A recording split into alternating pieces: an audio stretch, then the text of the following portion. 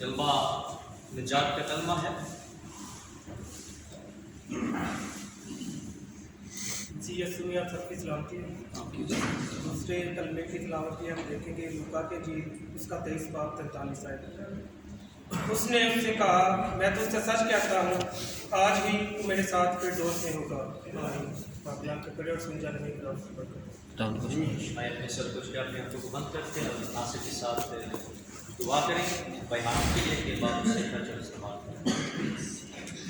ऐ बादशाहों के बादशाह मसीह में हमारे आसमानी बाप, आप सुबह तेरी शुक्रगुजारी करते हैं खुदा कि आपने ये कीमती मौका बख्शा कि तेरी हुजूरी में आए और उस अमान को पाए खुदा जो अपने सलीब पर एक डाकू को बता कर दी। खुदा हमें भी ईमान की मजबूती बख्श खुदा।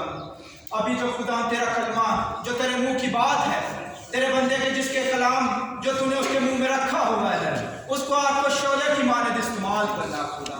और जितनी भी जाने यहाँ पर मौजूद है खुदा, तो उनको छूना और ब्लेस करना और हमें ईमान की मजबूती देना खुदा। उस डाकू जैसा ईमान देना बाप यसू, बल्कि उससे भी बढ़कर देना खुदा, ताकि हम तेरे कलाम को अपनी जिंदगियों में रखते हुए अपनी जिंदगियां बसर करने वाले बने खुदा। क्योंकि तू आसमान का बादशाह और जमीन का भी है खुदा। तूने खुदा आसमान तेरा तख्त और जमीन तेरे पांव तले की चौकी है खुदा, जिस पर हमने अपनी कमजोर गर्दनें झुकाई हुई हैं। और ये झुकी हुई गर्दनें इस बात की दलील है कि हम तुझ जिंदा यीशु पर ईमान रखते हैं खुदा।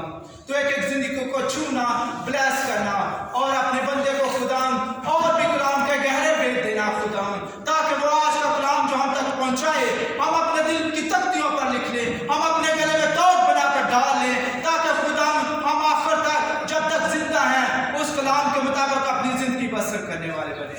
तो छूना, ब्लेस करना, आपके जिंदा जलाली और अपने नाम का वास्ता देकर मांग लेते हैं। आमीन। चाहूँगा कि भाई हामिद आए और दूसरा कलमा जो है उसके वास्ते करें।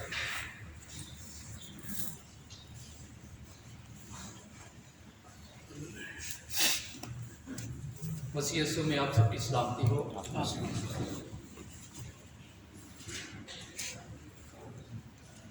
आए बाइबल मुकद्दस में से लूका की इंजील और उसका 23 बाब और उसकी 42 आयत से देखते हैं।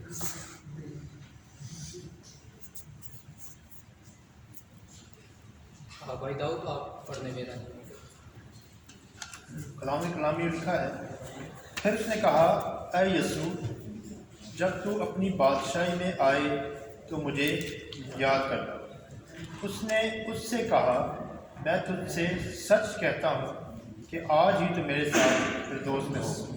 आमीन। इससे पहले कि हम इस कलमे की तरफ बढ़ें, मैं आपको बताता चला जाऊँ कि इस कलमे का वक्त जो ये दूसरा कलमा है 9 से 12 के दरमियान ये कलमा कहा गया। और इस कलमे का अदद ये दूसरा कलमा है और इस कलमे का अदद है गवाही का अदद। और कलमे का मजमून है निजात वादा। मेरे चीज़ों, ये कलमा निजात का कलमा है जो यीशु मसीह के मुंह से निकला गया दूसरा कलमा है। मेरे चीज़ों, यीशु मसीह के इस दुनिया में आने से पहले यशायाह नबी की किताब और उसका 53 बाब और उसकी 12 आयत में मरकूम है कि वो खताकारों के साथ मसलूब किया गया, वो खताकारों के साथ शुमार किया गया। क्या इतना काफ़ी ना था कि यीशु मसीह इस दुनिया में आया? क्या इतना काफ़ी ना था कि उसने इंसानी शक्ल इख्तियार की? क्या इतना काफ़ी ना था कि उसने मेरे लिए और आपके लिए मार खाई? मैं आपके सामने 2 पॉइंट रखूँगा। एक तो ये कि यीशु मसीह को क्यों मसलूब किया गया, और दूसरा डाकू की निजात किस तरह हुई। आइए मेरे साथ यशायाह नबी की किताब और उसका 53 बाब और उसकी गालबन 3 आयत से पढ़ते हैं। और भाई साहब आप पढ़ने में रहें 3 आयत से।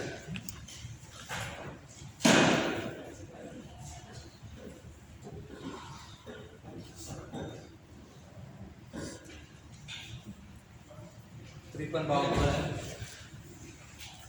वो आदमियों में हकीरों मजबूत लोग उससे गोया रुपोश थे।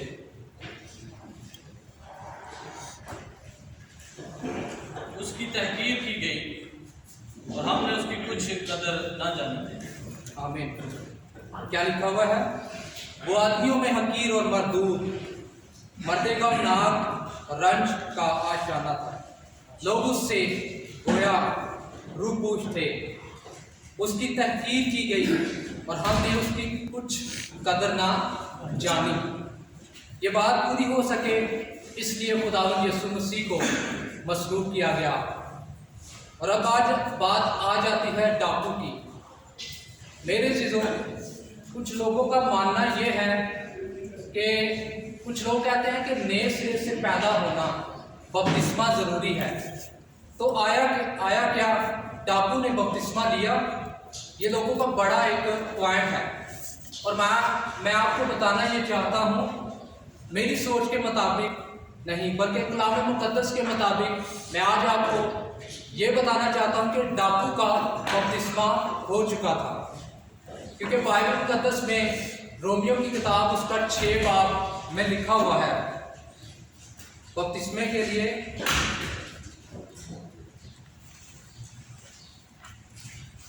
बपतिस्मे के लिए लिखा गया है कि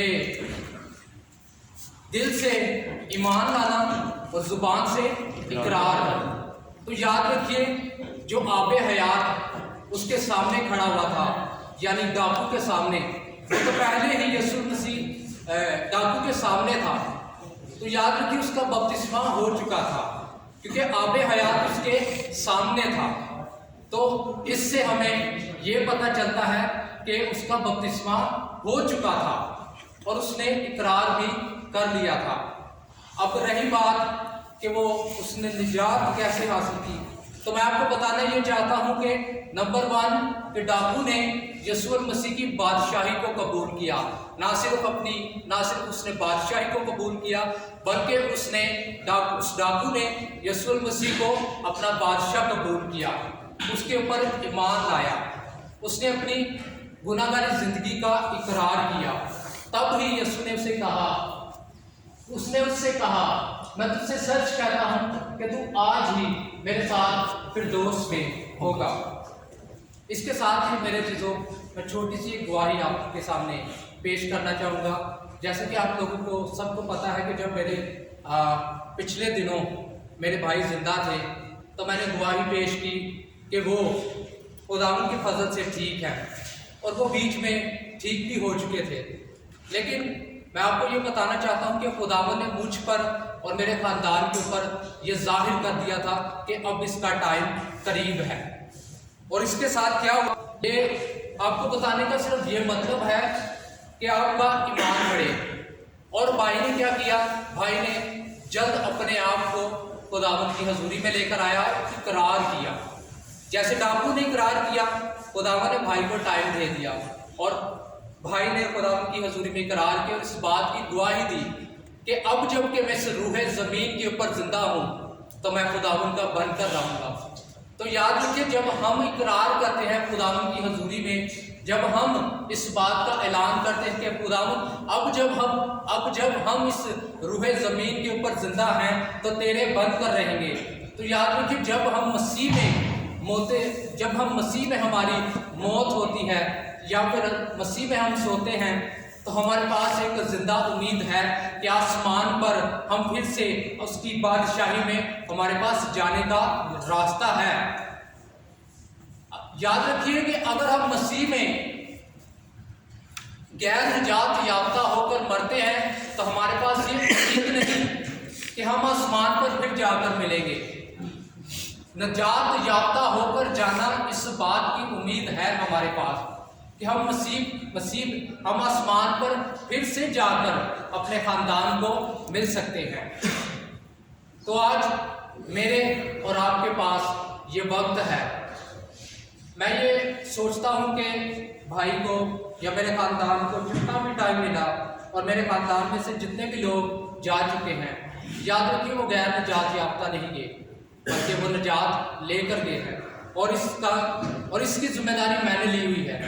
میں نے خداوند سے یہ کہا ہے، خداوند اگر میرے خاندان میں سے کوئی جاتا ہے تو وہ غیر نجات یافتہ نہیں بلکہ نجات کو حاصل کر کے جائے، تاکہ ہمیں اس بات کی امید ہو کہ ہم آسمان کی بادشاہی میں جا کر پھر سے ایک دوسرے سے مل سکیں۔ سو خداوند مجھے اور آپ کو اس کلام کے وسیلہ سے برکت دے، آمین۔ آمین۔